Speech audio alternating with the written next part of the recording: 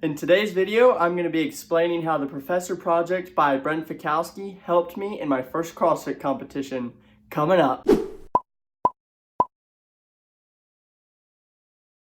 Hey, my name is Michael Groff, and the goal of my channel is to help new CrossFitters get fitter, faster, and stronger. And in today's video, I'm going to be explaining how the Professor Project by Brent Fikowski helped me in my first CrossFit competition and how it can help you if you're new to competing. So I've been doing CrossFit since August of 2018, so at the recording of this video, that makes it a little over a year now. And I just competed in my first CrossFit competition about a month ago. But first, before we get into this video, tell me in the comments below, have you competed in your first CrossFit competition yet? I'd love to know about it. So going into my first CrossFit competition, I wanted to train for it as smart as possible.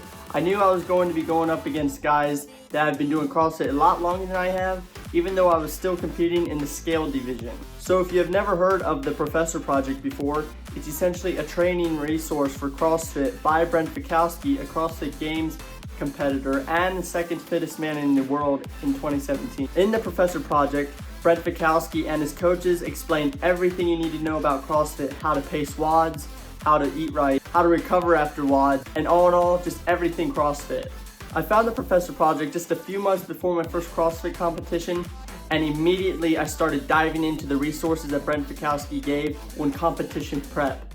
In the competition prep portion of the Professor Project, Brent Fikowski goes in depth on everything you need to do to compete in your first CrossFit competition or even your next CrossFit competition if you've already competed. He includes almost everything you need to know competing in your first CrossFit competition, including how to pace your WODs, how to recover after your WODs, how you should be eating in between your WODs, and a lot more. So my CrossFit competition was a one-day competition with 4 WODs, and I have never did up to that point 4 WODs in a day or even ever competed. So I was really wanting to know how I should be recovering in between the WODs and what I should be doing so I have enough gas in the tank for the next WOD. So training for my first CrossFit competition, there was primarily 2 things I wanted to learn: how to pace my WODs correctly and how to recover after the WODs. And in the Professor Project, Brent Fikowski gives you everything you need to know in order to pace your WODs. And he doesn't just give you a template on how to pace your WODs, because we're all different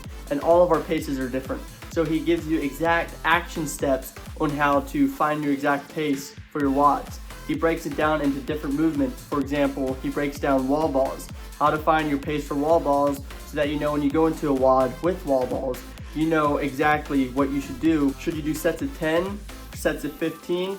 He gives you everything you need to know in order to know how to pace your WODs. So the CrossFit competition that I was competing in started releasing the WODs a few months in advance, which was awesome. And I started practicing those WODs using the pacing strategies that Brent Fikowski teaches, and I was able to break down each WOD for my specific pace. In addition to pacing out my WODs using the Professor Project's techniques, I also used the tips that Brent gave on how to map out your nutrition for the day. Using his tips, I mapped out exactly what I was going to eat before and after a WOD.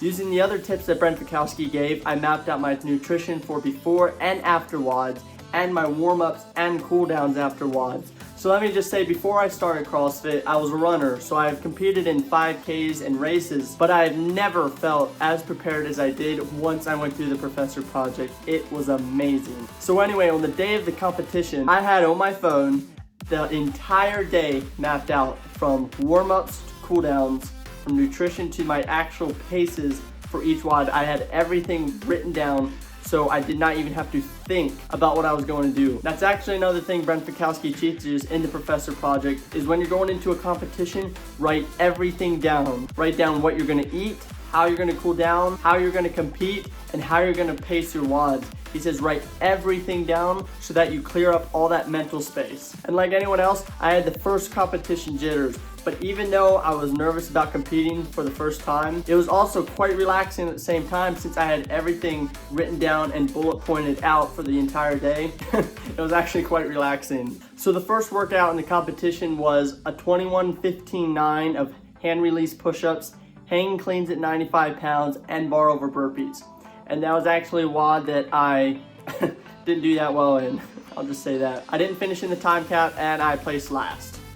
But now that I look back at it, I think I know why. I had my plan mapped out on how I was going to pace that WOD, but then when it got down to it, just the adrenaline of the entire competition. It just made me forget my whole pace, and I was punished for it. So after that WOD, we had a 2-minute rest, and then we went directly into the second WOD of 50 air squats, 100 single unders, and a max calorie row with an 8-minute time cap. That WOD I actually was able to get second in, which then started bringing up my score a little bit. Going into WOD 3, it started with a 40-foot yoke walk at 345 pounds, a 40-foot sled pull at 165 pounds, a 40-foot dumbbell farmer carry at 75 pounds in each hand, and a 40-foot tire flip at 315 pounds. Now this was an AMRAP, so we had 3 minutes to perform as many rounds as possible. And I was able to place second in that WOD, which is actually a surprise since most of the guys there were a lot stronger than me. And finally going into WOD 4, which started with 10 pull-ups, then 10 dumbbell to shoulder overheads at 35 pounds, followed by 10 butterfly sit-ups, and then finishing with 10 step-ups at 24 inches. We had a time cap of 15 minutes, and my pacing strategy for this WOD was to go steady. I wasn't going to try to perform a certain amount of reps per minute or anything like that. I was just going to keep to a steady pace the entire time, which actually worked out pretty well. I was able to place 4th.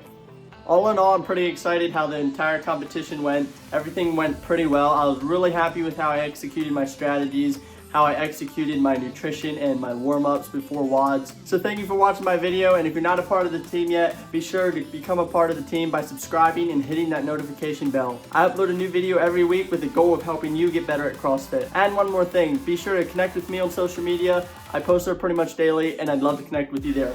See ya.